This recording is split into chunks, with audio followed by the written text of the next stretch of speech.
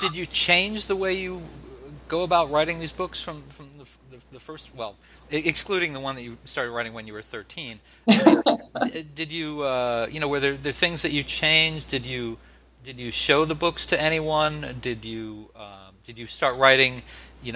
Maybe I know you're in St. Petersburg. Did you start writing in Kawa instead of in Starbucks? I mean, what was different from the beginning to this book? Nothing really different about the process of writing, except that I think the fact that I had written several books from beginning to end before this has made me a better writer. I'm also a member of RWA, is the Romance Writers of America. It's a national organization. It has local chapters. The Tampa Area Romance Authors is the chapter here in the Tampa area. I've been a member of it for some time, and it offers a lot of seminars, a lot of craft, skills in writing. So I feel that over the years, my writing really has improved. So that's been helpful. Unlike a lot of writers, I don't have a critique group. I don't use a critique partner when I'm writing. For me, I also I'm what they call a pantser. I write by the seat of my pants. There are many, and there's a lot of ways. There is no right way to write a book, but there are a lot of fiction writers who put up big boards and stickies and outlines, and they write very detailed character interviews before they ever sit down and start writing the book. That doesn't work for me. What works for me is to sit down in front of the blank screen and start typing. When I start typing, I typically just have an idea. I have a hook. And then I see where the story takes me. And with this particular book, I sat down and tried to come up with the most outrageous situation I could that would, for two people, and make it as unlikely as possible that these two people could ever find a way to have a happy ending and fall in love. And then try to write myself out of that box. And that was really the sheer fun in writing this book. And that's what I think made the book appeal to me so much, because like I said this at the top, I don't read a lot of these books, so when I read one, I really want it to work for me. I want it to be fun, and I think you describe it pretty well. You keep putting them in situations where, how can they get out of this? How can they resolve this? How can they make their lives happy, or will they have to end apart? Well, and I keep saying, no, they're not going to end apart. These books don't end like that. But it's well written. I don't know how to say it more simply. It's a well written book. Do you want to explain? You're welcome. It's well deserved. Do you want to explain a little bit about what the plot is? What Sam and Camilla are all about? Sure. And when I sat down to write the book, I thought, well, suppose you have a successful lawyer in Miami. And 5 years ago, he had a 2-week fling in Las Vegas, after he left his, corporate lawyer job and was on the eve of opening an exciting new firm where he expected to, make millions and millions of dollars and bring in the huge verdicts, etc. But he takes a vacation in Las Vegas. He meets a very attractive, cool blonde, someone Alfred Hitchcock would love, in the hotel bar. And they have a 2-week affair. And then things are, he's starting to feel a little too close to her, and he's scared by that, because what's he going to do? Get tangled up? He's about to start his new business in Miami. He doesn't want to get tangled up with some woman he just met in a bar in Las Vegas. So he kind of dumps her and he heads back to Miami. He becomes extremely successful. 5 years later, she shows up at his office. And, he's not heard anything from her since, and with an unusual proposal and quite unexpected, and she demands that he marry her in order to protect their 4-year-old son, who he never knew he had. Then I threw into the mix the fact that he learns that she married somebody else a week after he left her in Las Vegas, that she's apparently been passing off her son. She married a paraplegic billionaire, but now he's died. And his parents, her in-laws, are waging a custody battle, trying to get the grandchild, because they think that Camilla is nothing but a little money grabbing gold digger.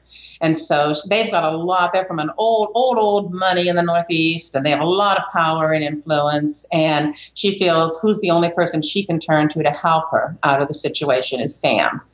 You can imagine Sam's reaction, because Sam is not pleased to have this woman show up with the 4-year-old son. And as they say in sitcoms, hilarity ensues.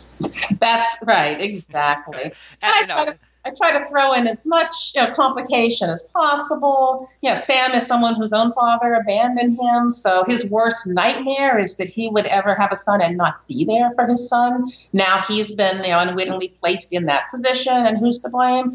Camilla. Camilla has very good reasons for why she married for her first husband, Danny, the billionaire paraplegic, and how she got into this situation. But Sam pretty much doesn't want to hear about it, because he's just ready to assume the worst about her from the beginning. All he wants to do is figure out a way. He wants to marry her somehow, then divorce her and get custody of the child and just get her out of their lives forever.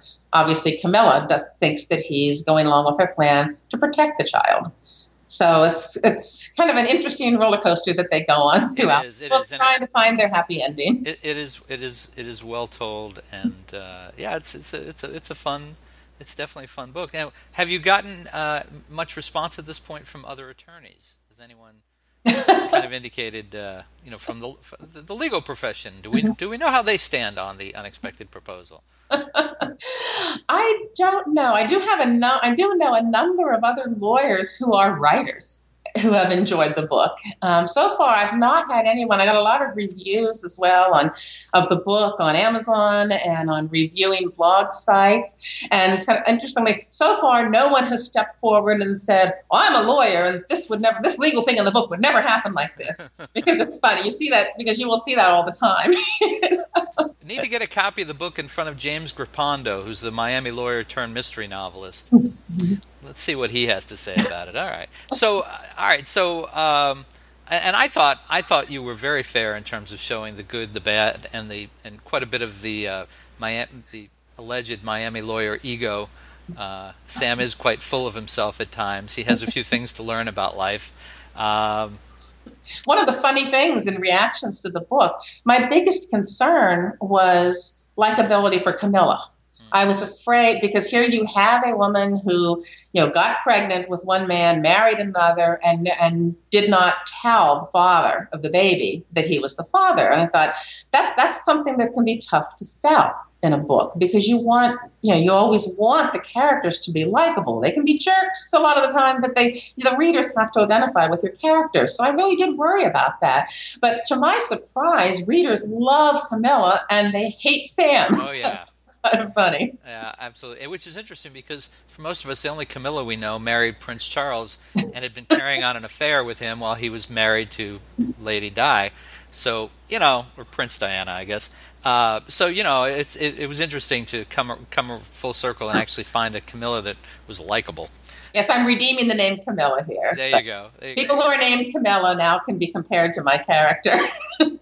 And I guess now for people who are thinking about reading the book, now that you've revealed that there is a sequel in the works, another good reason to jump on board, because they can read the further adventures of Sam and Camilla. Yes, Sam and Camilla do appear in the second book, but it's really Richie's story, who is Sam's partner. Sam has 2 law partners in his business. There's Sam, Richie, and Jonathan, who started the firm together.